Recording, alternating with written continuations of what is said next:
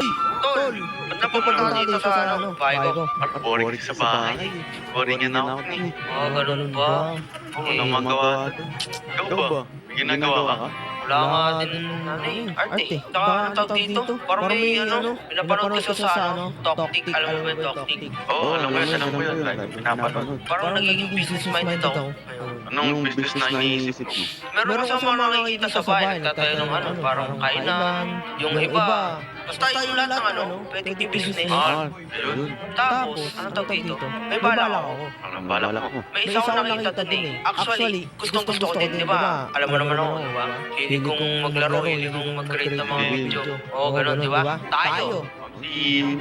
Siguro, mas maganda. Tayo ang tumpahin ko ng home shop. Pwede. Kaso saan ang pesto mo? Dito. Sige. Bakit naman sa akin?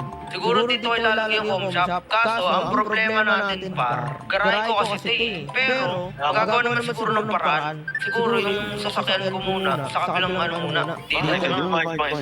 Sa kabilang bahay muna siguro. Sa tingin mo okay na ba ito space para magtayo? Okay na to. Malaki-laki nito ang space natin. Sobrang laki nga na yun.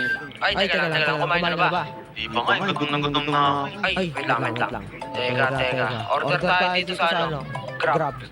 Ano ba gusto mo, pre? Sa akin, pre. Ice coffee, with vanilla, tsaka donut na lang.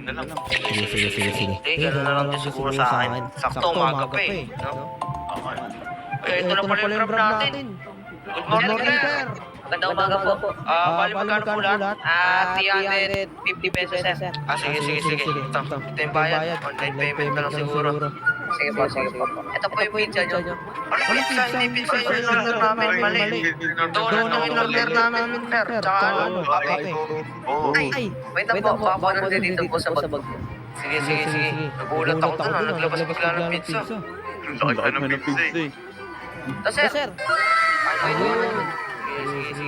Ayan, thank you, sir. Ayos. Yan. Sige po. Salamat din po. Sige po. Tara na tayo.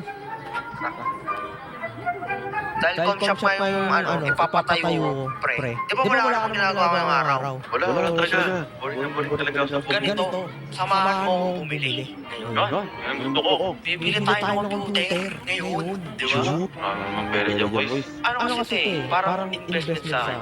Babalik yung pera. Pag nagbibusiness, syempre, kailangan ibalik yung pera, di ba? Kailangan mo ito para may basic lang ako sa business. Gawin mo kaya mas unique. Ano? Paano mo unique yan? Paano? Lagyan mo siya ng bawat mga pagkain, mga pasgan doon. Ay, mga ganun. Ay, oo nga, no. Para hindi na sila tatayo sa upuan nila.